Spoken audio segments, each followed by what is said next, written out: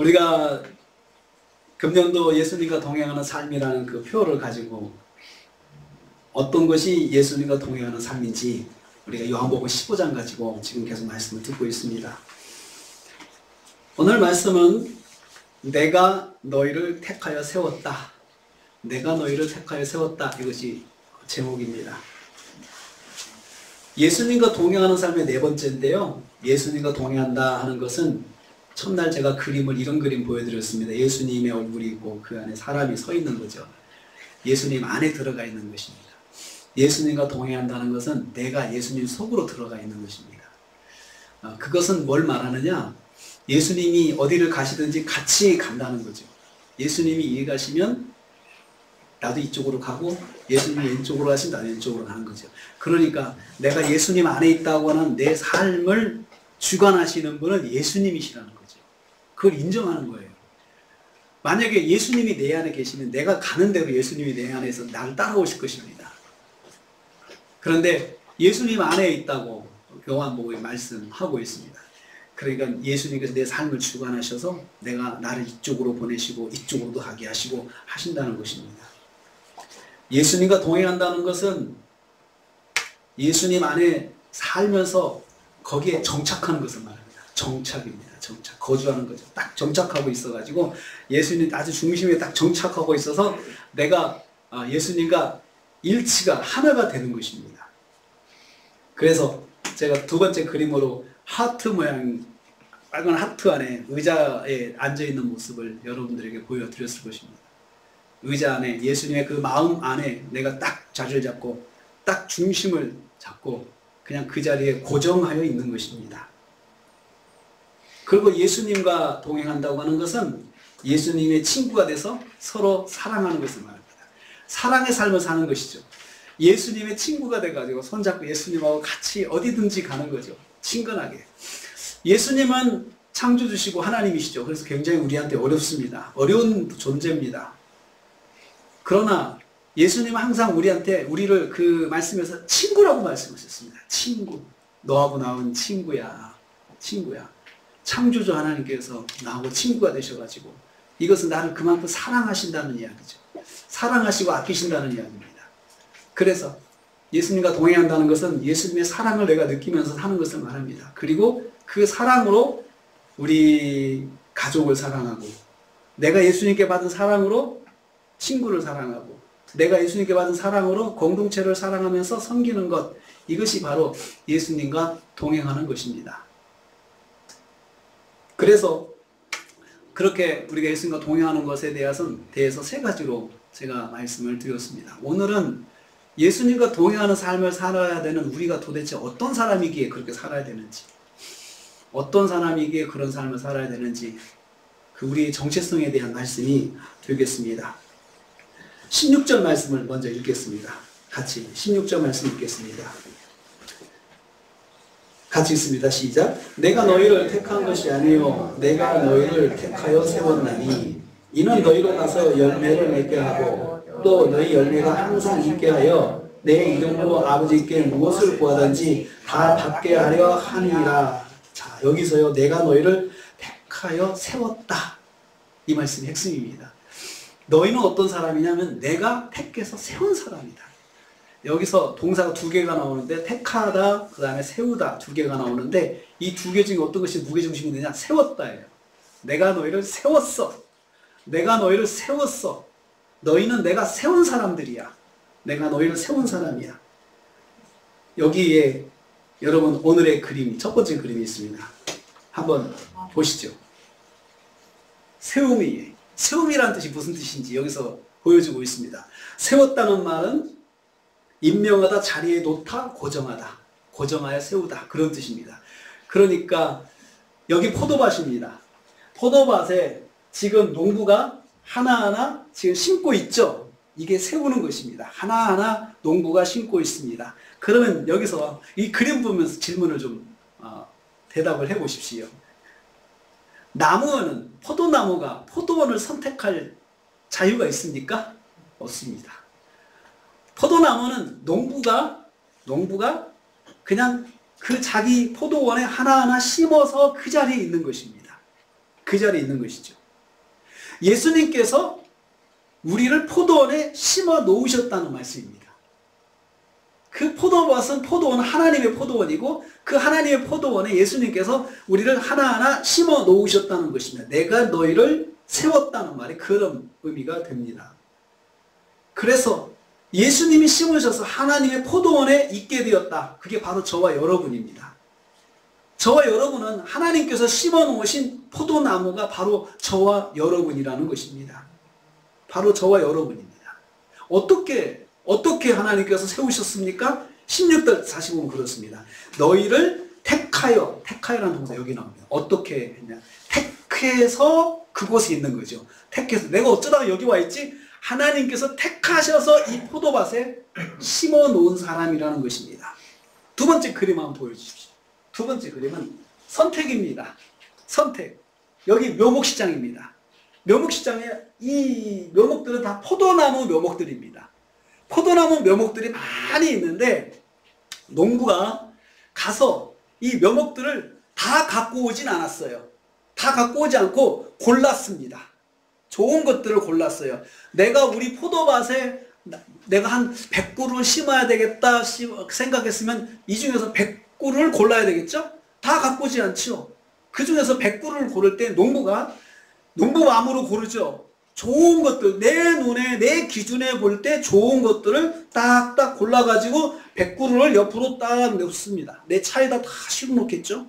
다 실어 놓고 그렇게 해서 선택입니다. 내가 너희를 택하여 세웠다 했습니다. 택하다.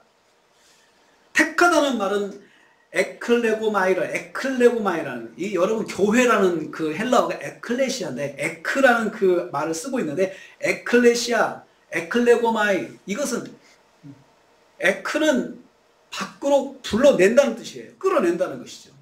그래서 불러냈어요. 불러냈어요.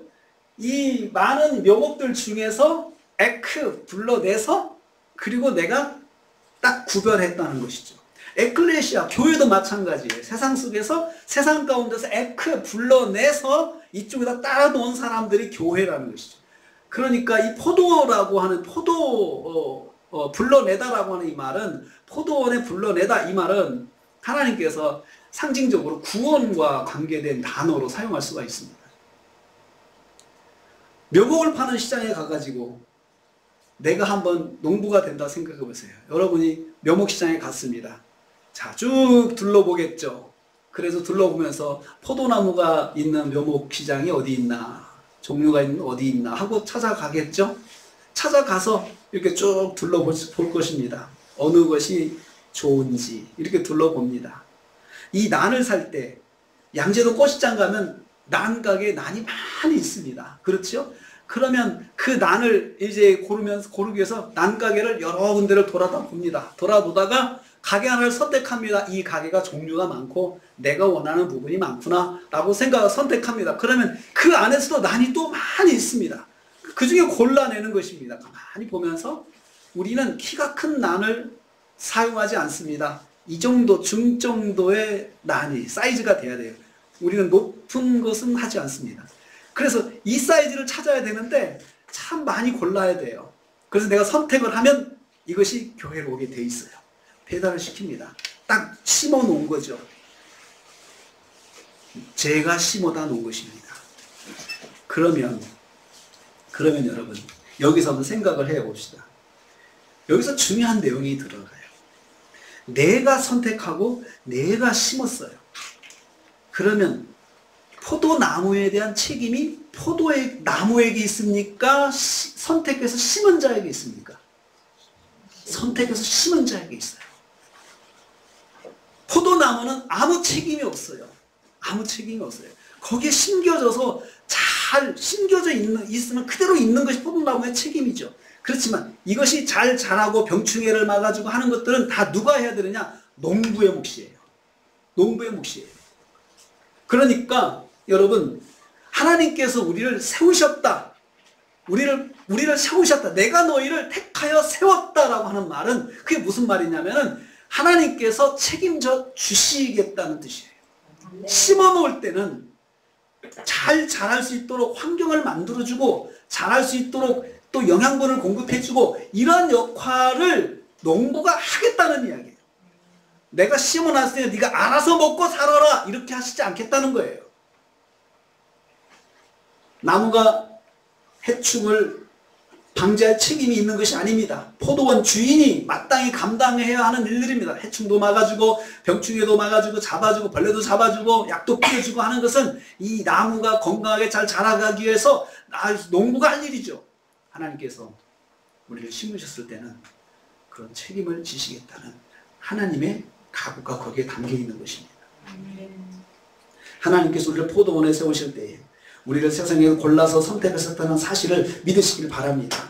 이 선택에 대한 책임은 나에게 있는 것이 아니고 선택하신 하나님에게 있다는 사실을 기억할 수 있기를 바랍니다. 하나님의 선택에 의해 성도는 세상 속에 있던 나 포도나무에서 하나님의 포도나무가 되었습니다. 성도는 농부이신 하나님께서 전적으로 책임지시는 포도나무, 하나님의 포도원의 포도나무가 된 것입니다.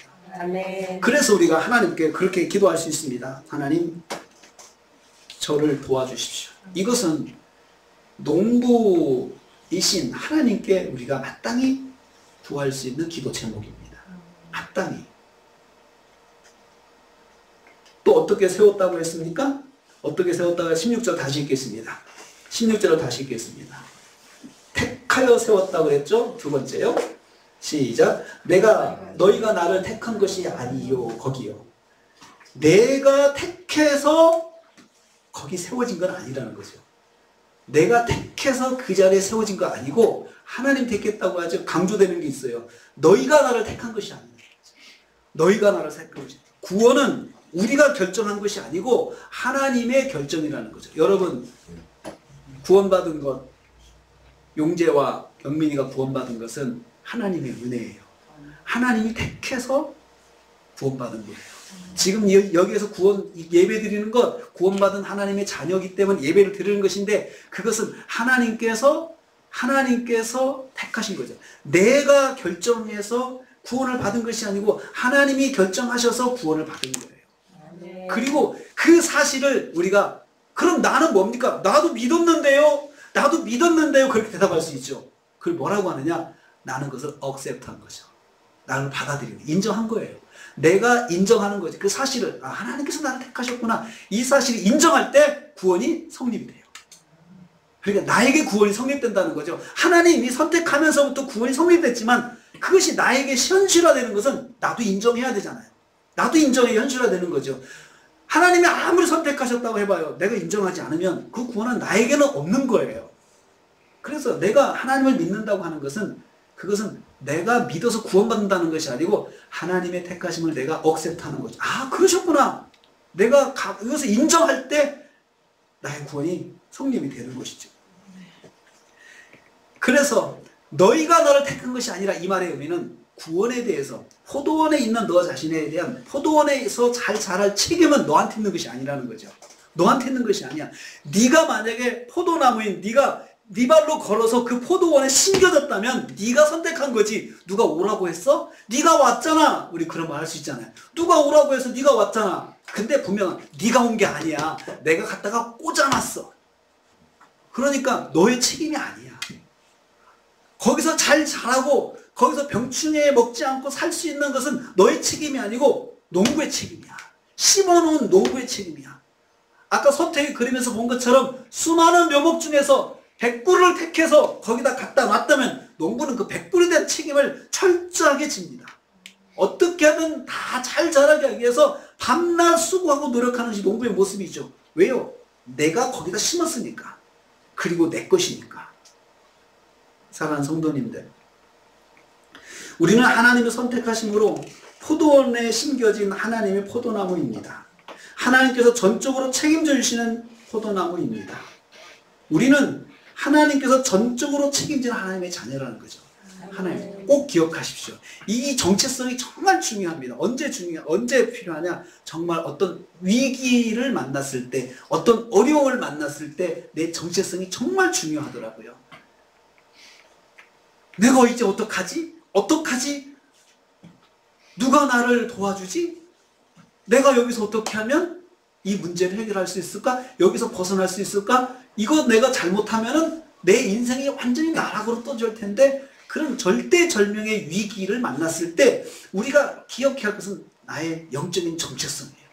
나는 하나님의 자녀다.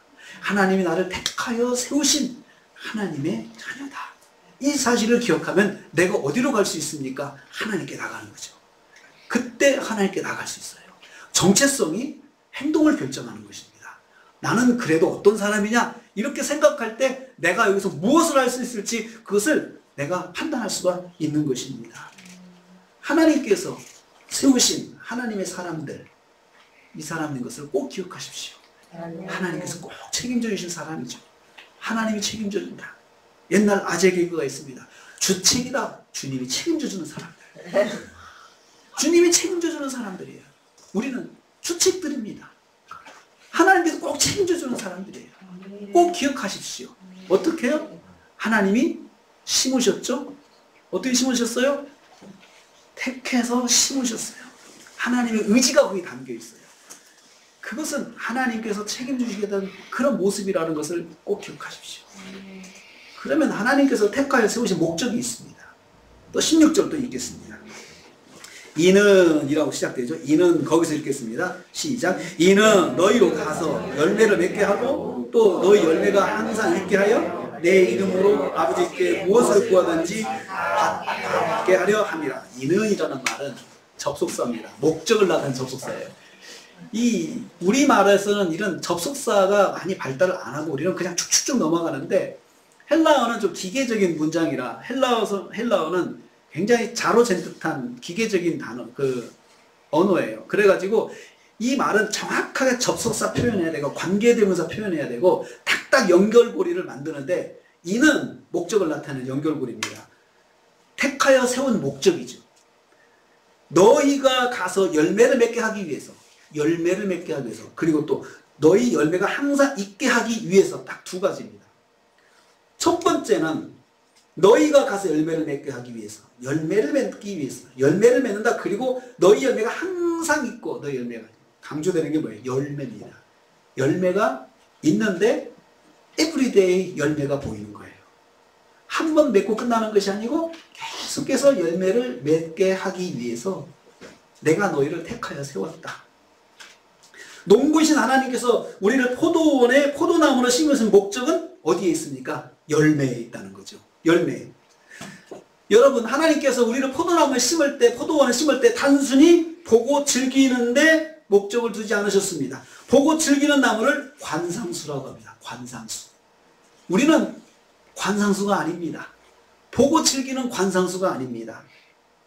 포도나무는 관상수가 아니고 열매를 기도하는 과실수입니다.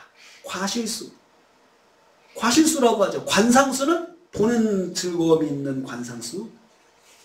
그리고 여러분, 관상수 중에 정원에 심는, 유럽에 심는 관상수 중에 단풍나무가 있더라고요. 단풍나무 정원에 예쁘게 심으면 작으면서 쫙 옆으로 쫙 퍼진 단풍나무가 있으면 참 정원이 멋있습니다. 그것은 열매를 기대하지 않습니다. 그냥 보는 거죠. 그냥 보는 것으로 만족하죠. 근데 하나님께서 저희를 하나님의 포도원에 심었을 때는 열매를 기대하신다는 거죠. 항상 열매가 있다는 거죠. 여러분, 열매는 어떤 의미가 있습니까? 지금 가을이라서 사과가, 겨울이라 이 가을 겨울에 이 사과가 있잖아요. 사과는 열매라고 하죠. 열매는 어떤 의미가 있어요? 이것은 열매는 첫째 가시적이에요. 사과 실체가 있죠. 추상적이지 않죠. 배 실체가 있죠. 또 열매는 나눌 수가 있어요. 쪼개서 먹죠. 거두어가지고 상자에 넣어서 이리 보내고 저리 보내고 나누죠. 열매는 나눔의 유익이 있어요. 나도 가지지만 옆에 사람도 가질 수 있는 게 열매예요. 유익을 얻는 거죠. 열매라고 하는 것은 첫째, 내가 열매를 맺는 신앙생활을 한다. 이것은 내 신앙이 사람들한테 보이는 것이 열매예요. 내 신앙이. 그리고 두 번째, 그 신앙이 사람들이 나눠 가지면서, 내 신앙을 나눠 가지면서, 나눠 갖는 걸 본받는 걸 말이죠. 본받으면서 먹으면서 기쁘잖아요. 즐겁잖아요. 입이 즐겁고 마음이 즐겁잖아요. 맛있으니까요. 옆에 사람이 내 열매를 나눠 가지면서 즐겁고 기쁜 거예요. 이게 열매의 의미예요. 그래서 신앙생활에 열매를 맺는다고 하는 것은 내 믿음이 옆에 사람에게 선한 영향력을 미치는 걸 말해요. 내 믿음을 쪼개 가져도 이 사람이 좋은 영향을 받고 기쁘고 즐거운 것을 말합니다. 하나님께서 포도원에 우리를 심으실 때는 바로 그런 열매를 기대하시고 우리가 또 다른 사람에게 선한 영향력을 주고 그 사람이 또 그 열매를 누리면서 또 그 열매를 또 나눠주고 계속해서 나눠주는 그러한 삶을 사는 것을 기대하신다는 거예요. 하나님의 포도원의 정상적인 포도나무는 열매를 항상 맺는 포도나무입니다. 포도나무만 있는 것은 하나님께서 바라시는 것이 아닙니다. 그냥 관상하시는 것이 아닙니다. 성도는 열매 맺는 포도나무 같아야 한다는 것입니다. 포도나무 같아야 한다는 것이죠. 그래서 너희가 가서 열매를 맺게 하고 그리고 맺은 다음에 항상 너희 열매가 있게 하기 위해서 하나님께서 우리를 포도원에 심으셨다는 거죠.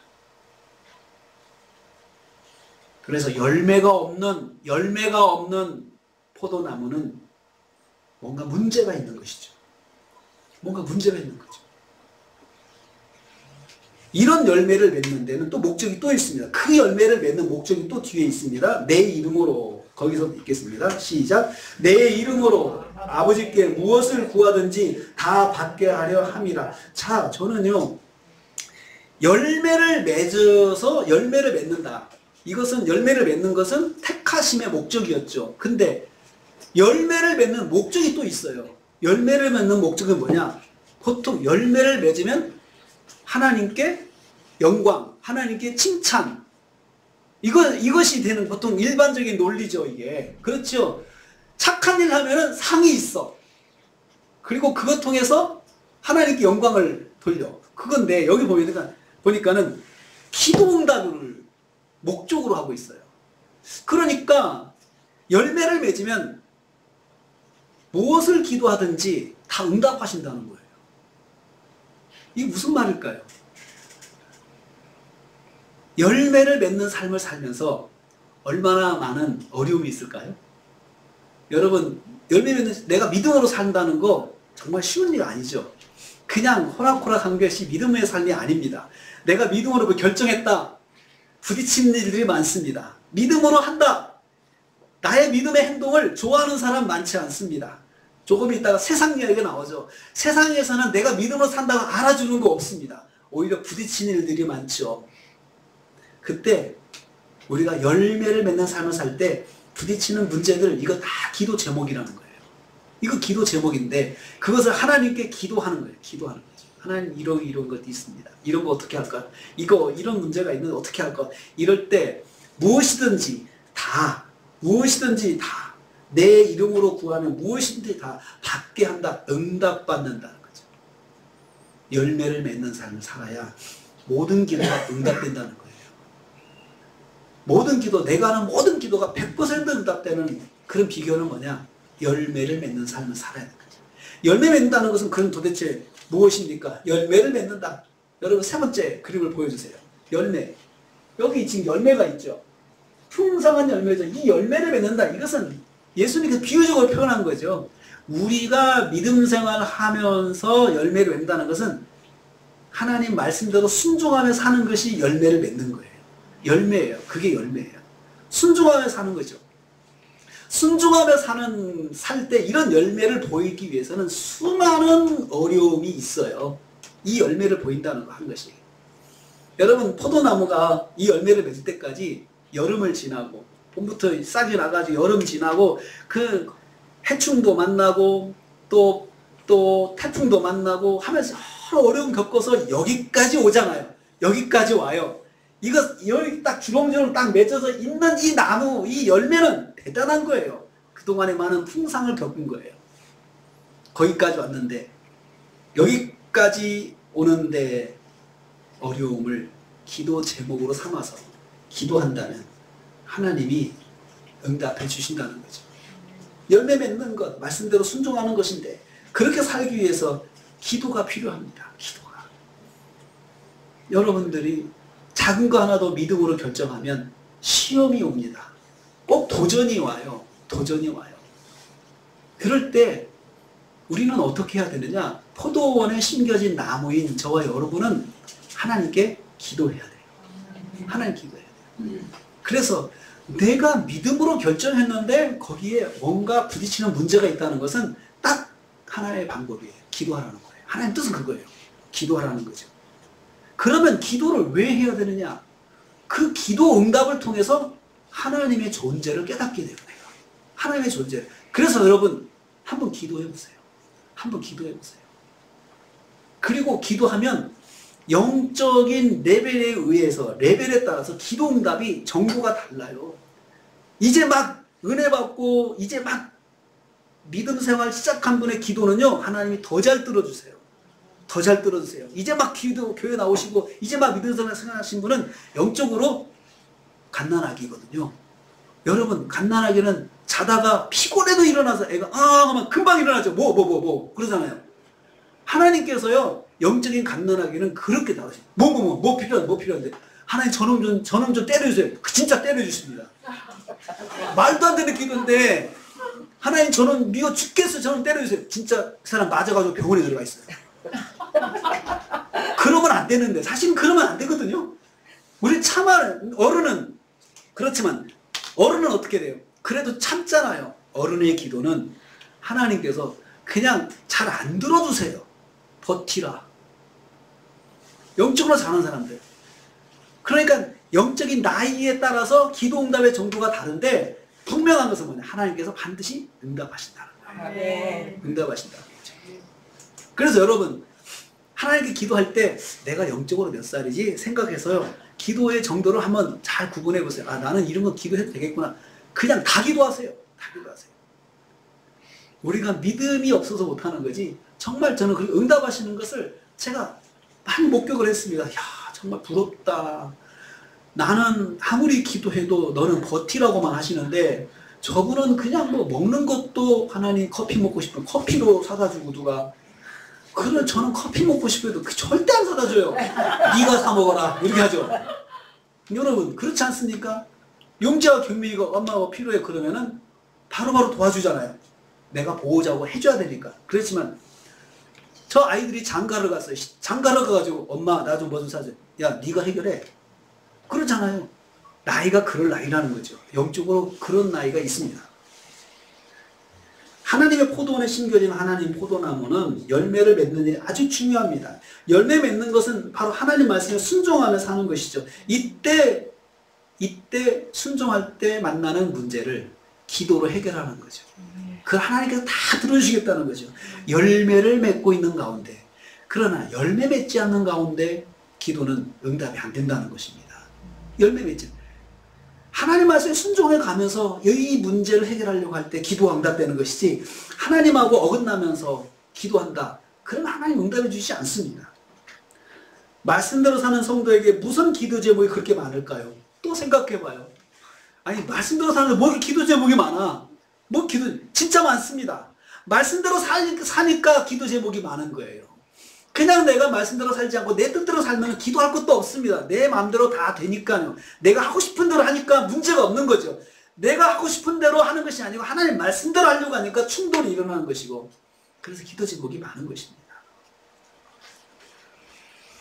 여기서 세움받은 성도가 반드시 기억해야 할 것이 세 가지가 있습니다. 첫째는요 17절 읽겠습니다. 17절.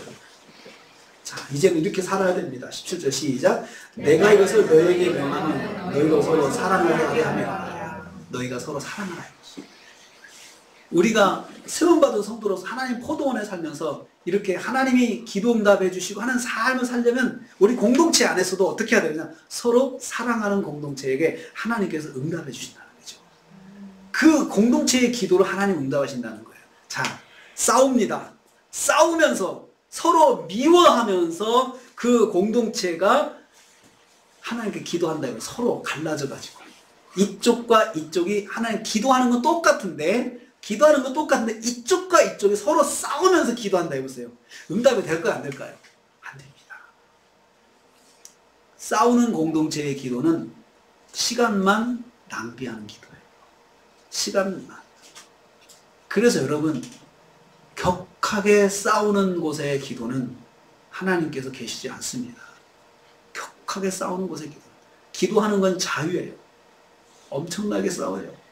교회에서 분란이 일어나면 그런 일들이 종종 있습니다. 1층에서는 이 편, 2층에서는 저 편이 서로 예배를 따로 드리고 서로 저주하고 서로 욕합니다. 예배를 왜 그렇게 드릴까? 안타깝죠. 근데 그 속에 들어가면 막 미움이 자리를 잡으면 분별을 하지 못하는 거예요. 그것은 하나님께서 절대로 하나님의 포도원에 심은 자로서 열매를 맺지 못하는 것입니다. 세움받은 성도가 하나님의 포도원인 성도가 기억해야 할 두 번째 말씀이 있습니다. 18절 있습니다. 18절 시작. 세상이 너희를 미워하니 너희보다 먼저 나를 미워한 줄알아. 두 번째 기억은 세상은 나를 미워한다는 거죠. 세상은 성도를 미워합니다. 여기서 세상이라고 하는 것은 하나님의 가치관이, 하나님을 믿는 가치관이 없는, 하나님을 믿는 그 믿음이 없는 가치관이 지배하는 곳이 바로 세상입니다. 하나님이 없는 그런 믿음이 지배하는 세상이, 그것이 바로 세상입니다. 하나님이 없으니까 당연히 하나님을 말하고 하나님을 이야기하는 것을 미워합니다. 미워하는 것이 어느 정도냐? 증오합니다. 하나님을 증오합니다. 세상은 하나님을 증오합니다. 무신론자도 하나님을 증오합니다.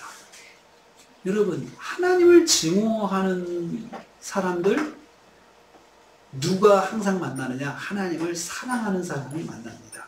그냥 평소에는 다 쿨하고 좋은 것 같지만 결정적인 순간에 내가 믿음으로 한다라고 할 때 내가 하나님께서 이걸 원하시니까 하겠다라고 하면 딱 충돌이 일어납니다. 충돌이 일어나요. 세상은 먼저 예수님을 미워합니다. 그래서 예수님을 미워하기 때문에 세상이 우리도 미워합니다. 예수님과 관계된 걸 미워합니다. 자, 만일 세상이 너희를 미워하면 세상이 성도를 미워하는 상황이죠. 세상이 성도를 미워하는 건 성도보다 예수님을 미워하는 것인 걸 알아야 돼. 예수님을 미워하니까 나도 미워하는 것이에요. 관계라는 게 그렇지 않습니까? 관계라는 것이 세상이 그렇습니다. 이 사람과 관계된 거 다 연결해가지고 다 적용하잖아요. 심지어 내가 누구하고 악수만 해도 관계 있다고 생각하고 오해를 하죠. 당연히 사람의 도리를 하는 것도 그것도 오해를 받을 수가 있는 것이 관계라는 것이죠. 관계로 묶어버리면 다 똑같이 되는 거죠. 세상은 예수님을 미워합니다. 그래서 우리도 미워합니다. 이게 세상의 본질입니다. 혹시 세상으로 독특한 미움을 받고 있습니까? 그 미움은 예수님에 대한 믿음에서 출발한 것임을 알아야 합니다. 성도는 예수님이 사랑하기 때문에 세상으로부터 미움을 받는 것입니다. 예수님이 사랑하는 사람이니까 더 미움을 받습니다. 자, 우리가 현재 사는 우리나라에서는 그렇게 큰 미움이 없습니다. 그렇지만 여러분, 조직적인 미움, 제도적인 미움이라는 것이 있습니다. 조직적이고 제도적인 미움으로 우리가 불이익을 받을 때가 있습니다. 그러면 어떻게 생각해야 되냐? 이건 예수님에 대한 미움이다. 나도 당연히 받는 것이다 라고 생각하고 거기서 어떻게 해야 되느냐? 기도를 해야 돼요. 기도를 해야 돼요. 이런 세상의 특징이 19절에 나와 있습니다. 세상의 특징이 같이 읽겠습니다. 시작. 너희가 세상에 속하였으면 세상이 자기 것을 사랑할 것이나 거기까지요. 세상은 세상에 속한 자를 사랑합니다. 세상의 특징. 세상에 속하였으면 세상이 자기 것 사랑합니다. 세상은 자기 것 사랑합니다. 당연하죠? 세상은 세상적인 것, 자기에게 속한 것 사랑합니다. 사랑합니다. 근데 여러분, 여기서 재밌는 단어가 사랑한다는 말이 필레오입니다. 세상의 사랑은 필레오 사랑입니다. 예수님의 사랑은 아가페 사랑인데 세상의 사랑을 아가페라고 썼나 하고 자세히 봤더니 아니에요. 필레오 사랑이에요. 우정이에요. 우정이에요. 서로 조건이 맞는 사랑이에요. 친구 간에 서로 좋아하는 게 뭐예요? 서로가 채워주고 서로가 만족시켜주니까, 그러니까 그 조건을 만족하면 친구가 되잖아요. 친구가 되잖아요. 나이에 관계없이 서로의 어떤 느낌이 맞으면, 서로 가치관이 맞으면 그냥 친구가 될 수 있잖아요. 그런데 이거 틀리면 세상은 친구 되지 않습니다. 세상은 필레오 사랑을 합니다. 필레오 사랑. 자기 것을. 그러니까 세상도요, 무조건 사랑은 안 해줍니다. 세상은 무조건 사랑이 없습니다. 조건적 사랑입니다. 네가 이거 해야 사랑이 성립이 되죠. 이렇게 해야 됩니다. 이것이 필레오 사랑입니다. 마음의 감정이 시키는 대로 순종하면서 사는 것이, 이것이 세상입니다. 여러분, 세상 사람들 원수를 미워하고 원망과 시기와 질투와 다툼과 불의함, 이건 일상을 누리면서 일상적으로 사는 것입니다. 나도 미워하고, 좀 미운 놈은 미워해. 싸울 일 있으면 싸워. 근데 성경은 뭘 합니까? 절제하라고 이야기해요. 다투지 마라. 싸우지 마라. 참 성경대로 하려고 하면요, 정말 힘들어요. 그래서 성경대로 하면 당장에 손해를 볼 때가 많아요. 성경대로 하면. 그래서 그것을 하나님께 가지고 나 기도하는 거예요. 하나님, 제가 이거 손해봤는데 어떡할까요? 어떡할까요? 기도 제목이 너무나도 많아요. 말씀대로 하다 보면은 한 박자 늦을 때도 있고, 어떤 때는 내가 정말 불리할 때도 있어요. 어떻게 할 거야, 하나님? 그래서 하나님께 나가서 기도할 수밖에 없는 것이죠. 두 번째 세상의 특징은 너희는 세상에 속한 자가 아니고 세상이 너희를 미워하나니. 성도는 세상과 동행하는 사람이 아닙니다. 세상과 필레오 사랑을 나누며 사는 사람이 아닙니다. 세상에 속하지 아니하기 때문에, 그래서 성도는 세상으로부터 미워함을 받습니다. 같이 행동을 안 해주니까요.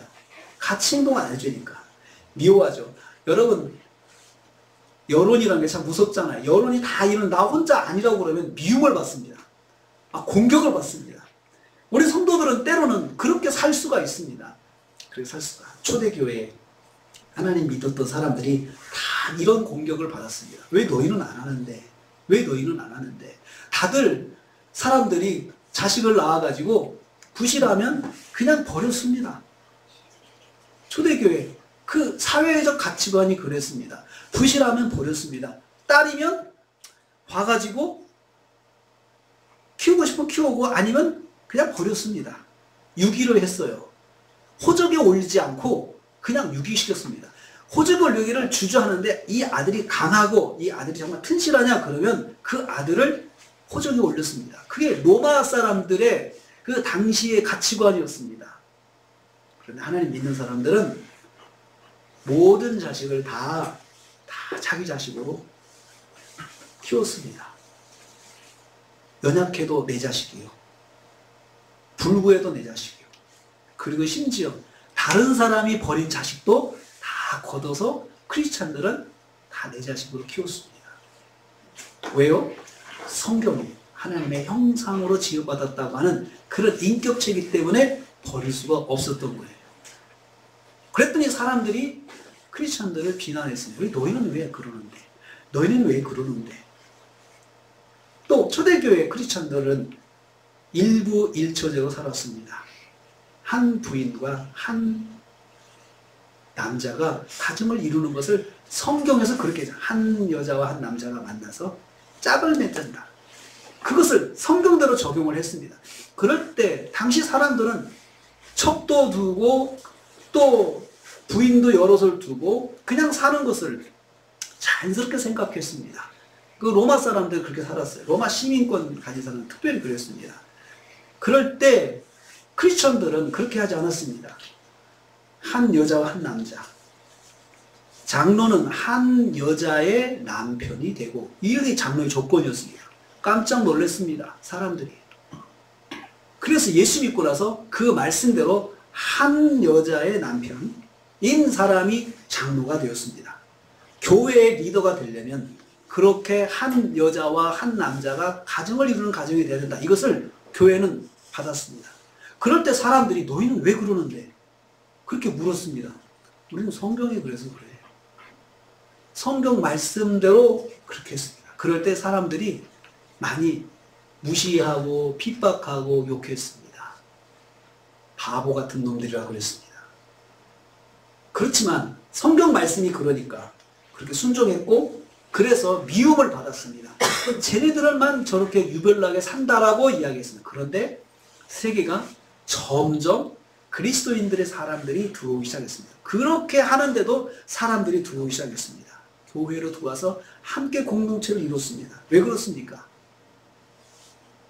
그 문제들을 세상과 싸우지 않고 그들은 기도하면서 해결을 했습니다. 인내하면서 해결했습니다. 참아가면서 해결했습니다. 세상이 성도를 미워했습니다.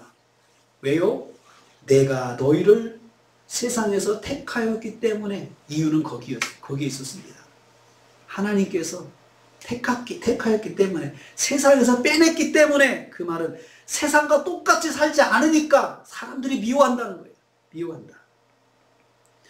예수 믿으면 어떤 형태로든 반드시 세상의 미움에 빠지게 됩니다. 어떤 형태로든. 너희들은 왜 그러는데? 이렇게 합니다. 다 사람들 똑같이 합니다. 너희들만 왜 그러는데? 이렇게 합니다. 그래서 예수를 믿으면, 내가 예수 믿는다는 것을 알려지기 시작하면 더 힘듭니다. 더 고생하고 힘들어요. 더 고생하고. 제가 그 일전에 정부 기관에서 신호 예배를 3년을 인도했습니다. 그 감정원, 한국 감정원인데, 한국 감정원이 거기서 예배를 드렸는데 거기 크리스찬들이 많거든요. 말을 안 해요. 몇 사람만 나오는 거예요. 그래서 사람들이 왜 말을 안 하는지 이야기를 하는 거예요. 말을 하면 손해를 본대요.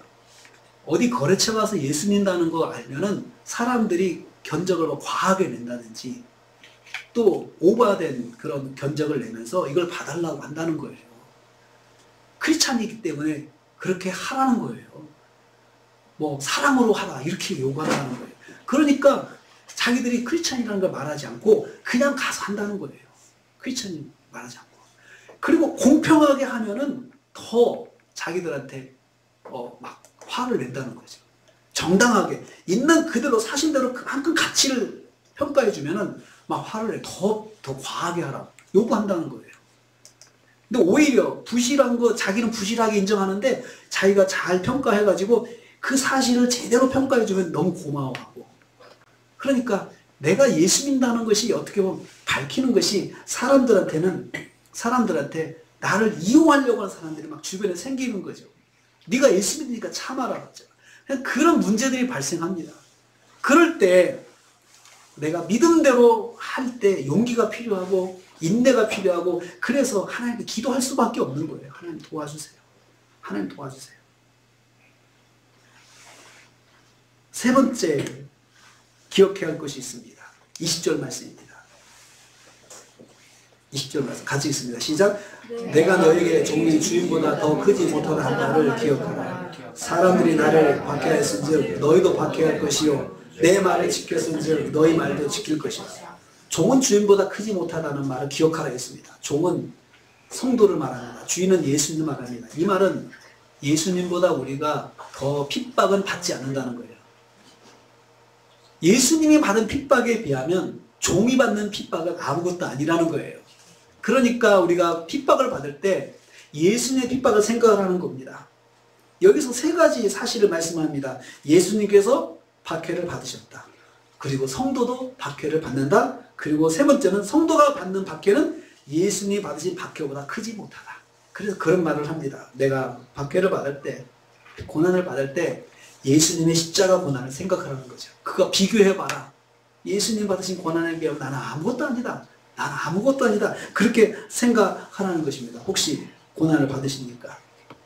예수님의 십자가를 생각하면서 위로를 받고 세임을 받으시길 축복합니다. 이때 여러분 기도가 필요합니다. 기도입니다. 16절 말씀이 다시 돌아가면 그 기도가 연결이 될 것입니다. 같이 읽겠습니다. 16절 시작. 내가 너희를 택한 것이 아니요 내가 너희를 택하여서 왔나니 이는 너희로 가서 열매를 맺게 하고 또 너희 열매가 항상 있게 하여 내 이름으로 아버지께 무엇을 구하든지 다 받게 하려 함이라. 자, 열매를 맺는 삶을 사는 데 있어서 정말 필요한 것은 기도라는 거죠. 기도가 있어야 됩니다. 자, 무슨 일을 만나든지 간에 말을 할 수 없는, 말 못할 고민이 있고 어려움이 있다 그러면 여러분 기도하십시오. 용재야, 경민아, 기도해봐. 하나님한테. 하나님 도와주세요. 그렇게 기도해봐. 그러면 하나님께서 그 기도를 반드시 들어주셔.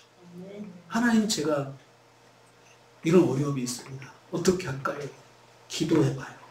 기도해봐요. 언젠가는 엄마 아빠를 떨어져서 내가 혼자 있어야 될 때가 있을 거야. 그런데 내가 해결할 수 없는 어려운 문제들이 있을 때 어떻게 하느냐? 하나님께 기도하는 거예요. 기도하면서 하나님께 그 상황을 다 말씀을 드리는 거예요. 하나님, 제가 이런 상황이 있습니다. 특별히 여러분, 내가 예수 믿는 믿음으로 할다고 그러면 더 미움이, 세상으로부터 미움이 우리에게 온다는 거 기억하십시오. 성도는 하나님께서 하나님 포도원에 세우신 나무입니다. 포도나무입니다. 첫 번째 나무, 첫 번째 그림 기억하시죠? 첫 번째 그림. 하나님께서 다 심으셨습니다. 심으신 나무예요. 근데 그 나무를 어떻게 하셨다고요? 하나님께서 택하셨어요.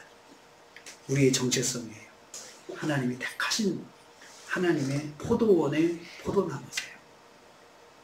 하나님이 책임져 주신다는 거죠. 저와 여러분이 포도원의 포도나무로 살 때 열매를 맺는 것 하나님이 바라시는 겁니다. 열매를 맺기 위해서 우리에게 많은 어려움이 있습니다. 열매가 쉽게 맺어지는 것이 아닙니다. 그냥 열매가 맺어지는 건 아니죠. 농부의 보호와 농부의 인도 속에서 열매가 맺어지지만 거기서 우리가 기억해야 할 것은 기도하는 삶입니다. 모든 열매에 필요한 것은 기도입니다. 기도. 우리가 열매를 맺어야 하나님께서 영광을 받으십니다. 그리고 하나님의 목적이 이루어지는 것입니다. 우리는 하나님이 심으신 하나님의 포도원에 하나님의 포도나무인 것을 잊지 마십시오. 우리가 주님과 동행하는 삶을 살고자 할 때 하나님이 반드시 책임져 주시는 것을 꼭 기억하십시오. 저와 여러분은 주책입니다. 주님이 책임져 주는 사람들입니다. 꼭 기억하시기를 바랍니다. 하나님의 포도원의 주책인 저와 여러분들 꼭 기억하셔서 하나님 열매를 맺는 삶을 사시기를 주님의 이름으로 축복합니다. 기도하겠습니다. 주님 감사합니다. 오늘은 주님과 동행하는 삶을 사는 우리가 기억해야 할 우리의 정체성을 말씀해 주셨습니다. 우리는 하나님께서 구원하여 하나님의 포도원에 심으신 하나님의 포도나무라고 하셨습니다. 하나님께서 성장의 환경을 책임져 주시는 성도임을 감사드립니다. 한 주간 동안 살면서 하나님의 포도나무로서 열매를 맺는 삶을 살게 하여 주옵소서. 모든 상황을 하나님께 기도하여 주님과 동행하는 온전한 삶을 감당케 하여 주옵소서. 예수님의 이름으로 기도하옵나이다. 아멘.